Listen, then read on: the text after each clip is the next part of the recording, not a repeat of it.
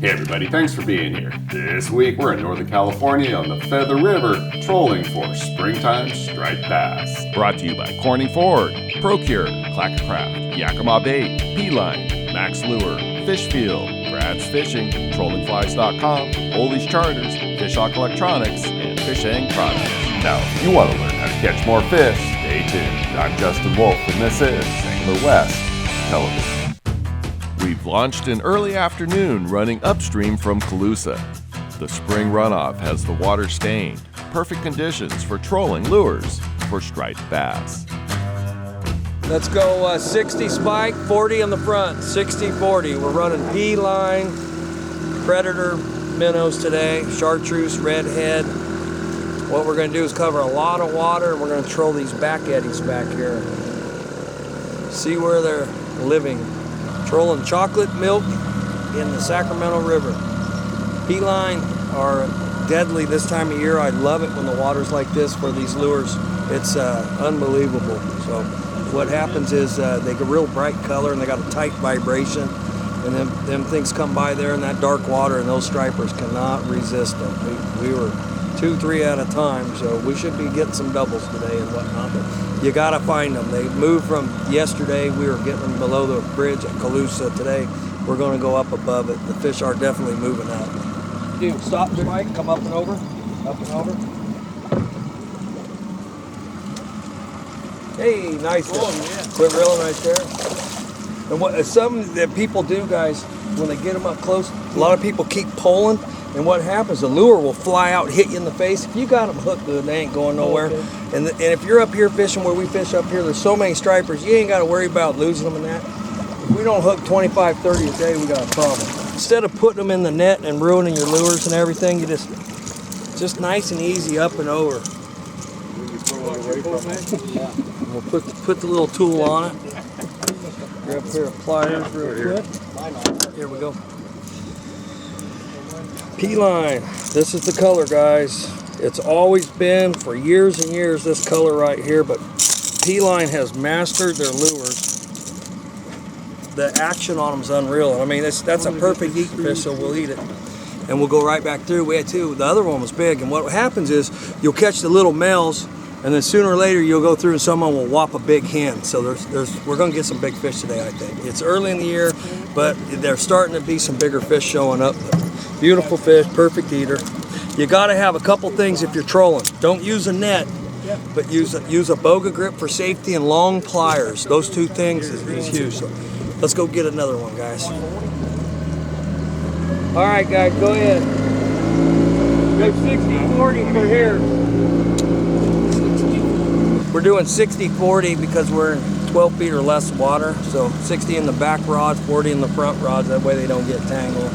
Running Daiwa line counters, they really help out when you're guiding, even if you're not, but just to keep you from getting all tangled up. But as soon as we get in deeper water, then we'll add like 20 feet, go from there. But the key is to really know your area in the river, because of all the current. You got to stay out of the current. The fish are not going to be in the current, so you have to stay out of the current. Find your little spots, run through there. You just go until you find them. So as the day goes on, we'll find our little hot spot. And once you find them, you shouldn't have to leave. So that's what we'll be doing, cover a lot of water. Okay, guys, add 10 feet. When you're fishing dirty water, the trolling's always real good because of the vibration of the lures. If you look at the rod tips, they're really a lot of vibration there. That'll get your bite. That'll attract the bite. We've been throwing swim baits and rubber worms and all that like we always do, but it hasn't been very productive. We think tonight it should turn on due to the hot water. We're gonna get in shallow, but the only thing that I've been real consistent with is trolling. Trolling's been red hot lately. So dirty water trolling's always been something I really like. And bright colored lures. Don't worry about silvers and that. Go with bright green and chartreuse and anything bright colored. So that seems to be the ticket always since I've been fishing the river. As a little kid, we've always ran bright lures, troll dirty water. It's always really good. You produce a lot of fish that way if you want to artificial and bigger fish, a lot bigger fish. So dirty water, bright lures, troll. and you really got to pay attention to where you troll. You can't troll a long distance because your lures will get all tangled up. Go ahead and reel in, guys, and then you clean off your lures and you go to a new spot. We hung 2 fish there. We had a double. Nothing else up the next 2 passes, so it's time to move.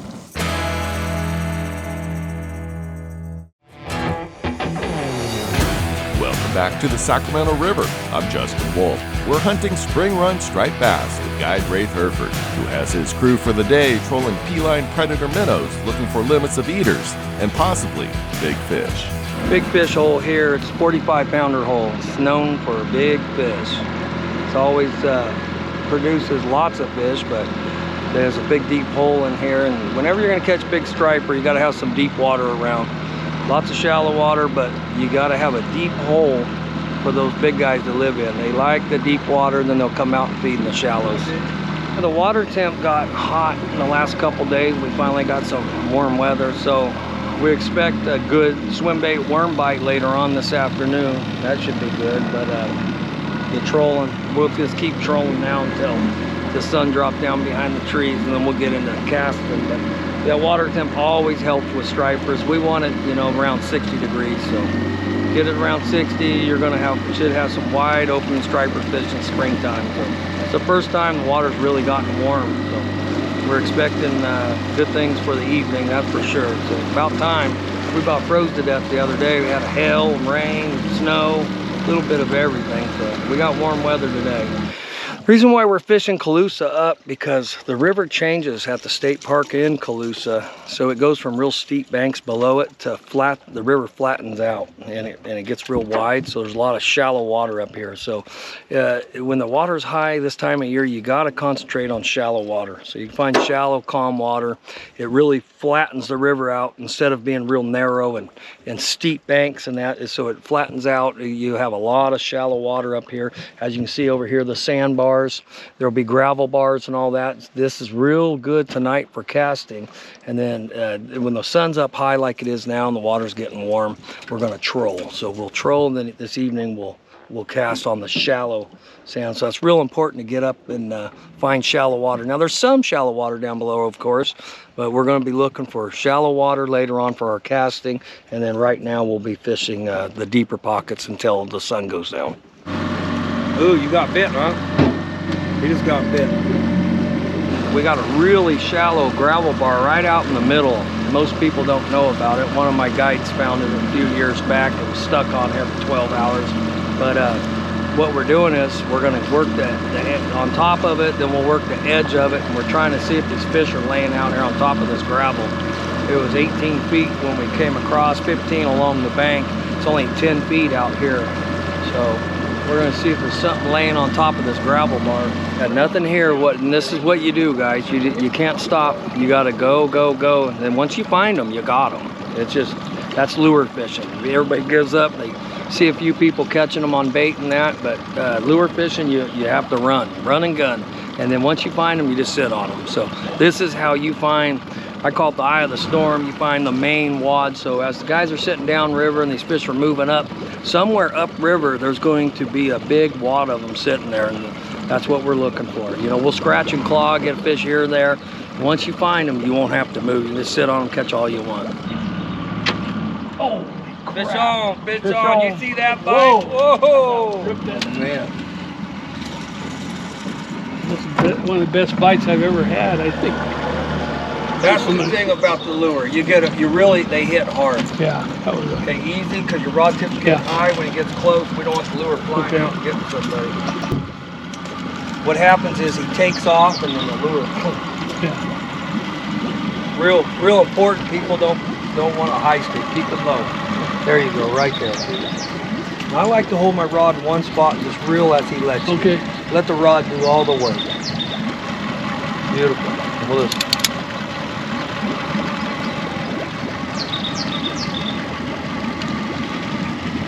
Hey, you got hooks everywhere. In the mouth. Okay, let's quit reeling.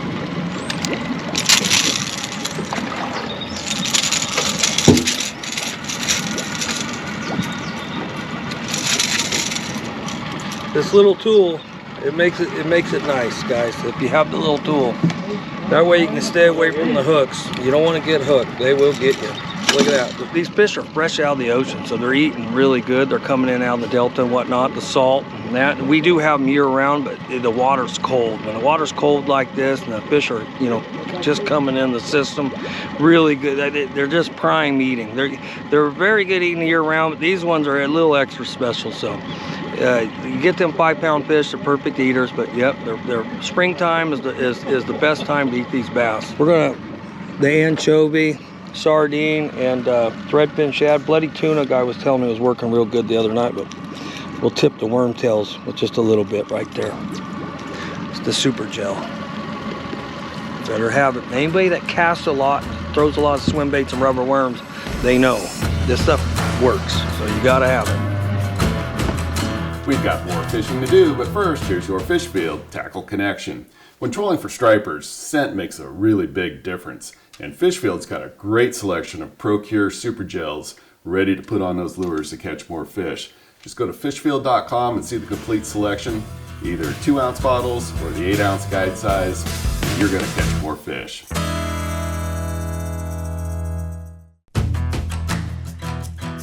Welcome back to the Sacramento River. I'm Justin Wolf. The predator minnows are getting some bites, but maybe even a little more flash and vibration will trigger even more strikes. Okay, what we have here is something kind of new that people have been casting them, but we troll them. It's an A-rig. Blade Runners makes them. I rig mine up straight across, one down. They bite on the down. This one might be barbless. No, it's got a barb. And we'll run the heavier ones in the front, a little bit lighter in the back. And where I run a clip that clips on right here. So as you'll see, I'll hand these guys, they unclip their lure, clip this on, so you're fast. You can go throughout the day and just lure after lure. But we're gonna run these. And what I have here is I have a drop off, and we're gonna get on that drop off and work it back and forth with these guys and see. So instead of using live bait, these are imitation. Each one of these is like a minnow. You can only have 3 hooks on them, so we got 3 right here, and we'll go from there and we'll see what happens. So he has a little lighter one here, so I'm gonna add him a little weight. Sometimes I'll get up as much as 8 ounces of weight, especially in the winter time. I just clip that on there for a little extra weight to get it down, to keep them spread out and whatnot. Like right here, we'll just go right here and just add a little extra weight. This hole, I'm thinking 1 ounce should be perfect here with this. They're suspended up off the bottom quite a ways, guys. So what we'll do is we'll just troll through, and all of a sudden, it's just a point. It's a nice grab. You can cover the water real quick, easy, and you get all different depths this way. Fish on here.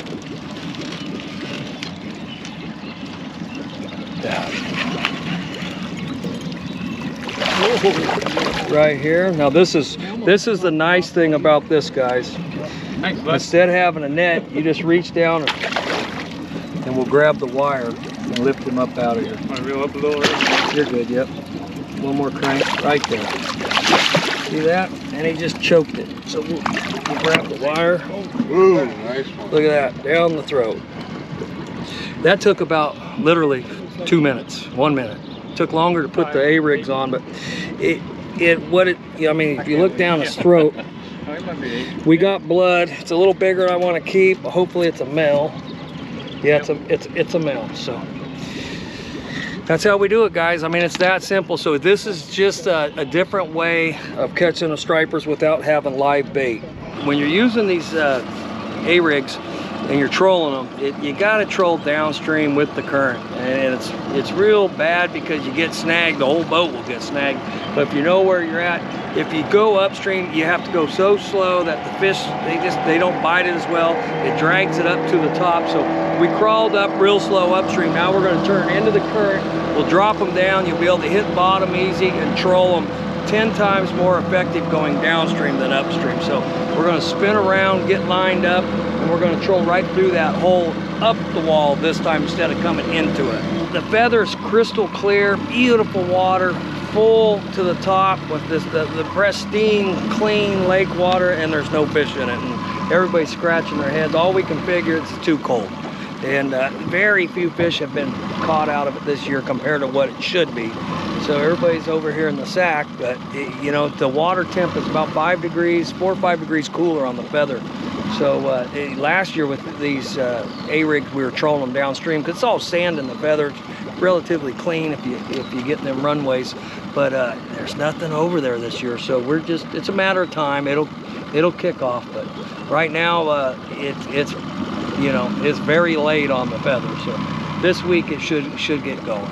Okay, we're going into an estuary that the river cut through a big finger that came out, and the river used to run around, so it's made a pond like a lake in there. So it's big everybody duck hunts it now. Anyways, it's a big pond off the side of the river, and the fish have been going in there, so we'll go in there and troll through there next and see what happens. We've got more fishing to do, but first, here's your Yakima Bait Minute.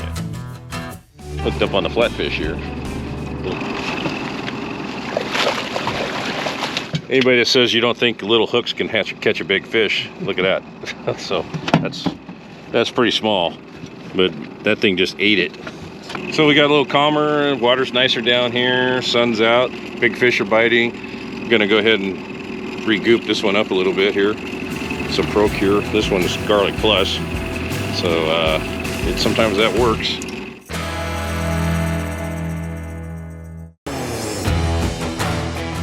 We've had some good striper action on the main stem of the Sacramento River, but now we've moved into an oxbow of the river where the water is warmer and is likely to draw in schools of spring run striped bass. It's 4 feet here coming through the mouth, so still plenty of water. The fish got to feel safe coming in here.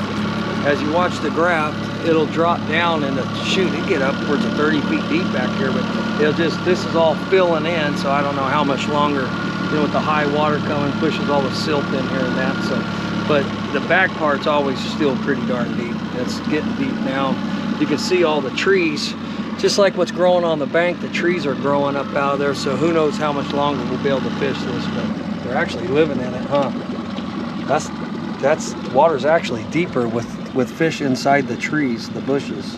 There's like it's like a big school of bait with a bunch of fish underneath it. Yeah, the water's 64.3 in here, so it's getting like a bathtub in here, and that'll be good for the stripers, especially the big females. They'll come in here and they'll get their eggs hot. Males will get their stuff hot, and everybody will go out and be able to spawn. They won't hit these. I've been catching them on P lines in here, so we got another trick. So we also cast them, but the P lines got a vibration in that'll trigger a bite. So I'm real confident we put those on and we come back through here, somebody will get it. You know, we should grab a couple of them. Oh, first cast with the P line.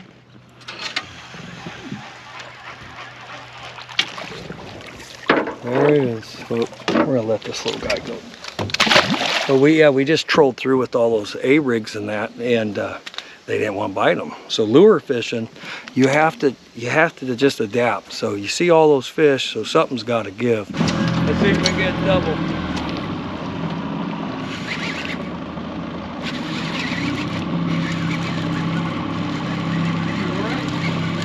Yeah, I turned up the notch a little.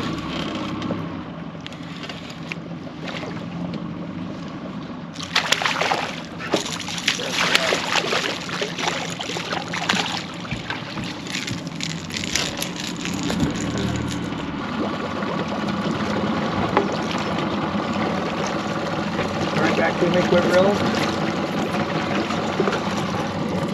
Little guys. But that, you know, they're still fun. Yeah. Let the little guy go. Limit's 2 per person. Now 18 inches, so it has to be 18 inches and you're allowed 2 per person. They are good eating, boy. That's my favorite fish out of everything. Dorado's pretty close, walleye, all that. I like my striper. Oh my God! What was that, Dave? Jaws! Hey, man, what was that? You see that? Man, he's taking line. I gotta stand up on this one. Ooh. Wow. Jaws got Dave. Yeah.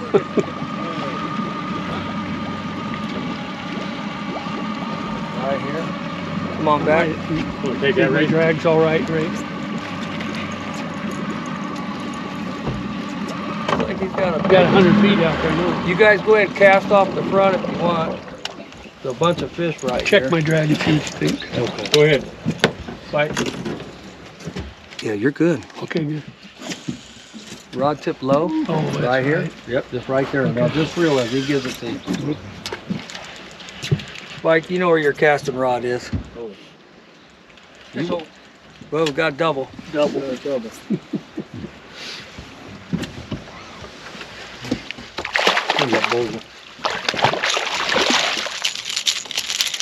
Keeper bass. Should trip here. Oh, yeah. Ooh, double. I got bumped. Cut your line, Ray. Right there. Oh, yeah. Well, guys. Yeah. Perfect eating. Double up. Another day, another way, huh? This is the first boat and our first kicker engine I've had with that prop saver, so makes it nice for when your guys are way up in front of the boat and their line's going underneath there. It won't get into the prop. Nowhere near as much anyways. I haven't had one happen yet, but it's a pretty cool little gadget they got going on there. So it actually, it saves, you know, everybody's tangled the line in the prop, but that one, it helps out pretty good. I've yet to get a line in there, so very good little option to put on your motor. You might want to get one. We got another delicious bass. What we do is Spike's fish kept falling off his lure, so we got him a new lure. We'll see if he gets this one. A new reel, a new rod, a new everything. Just need a new captain. And need a new captain.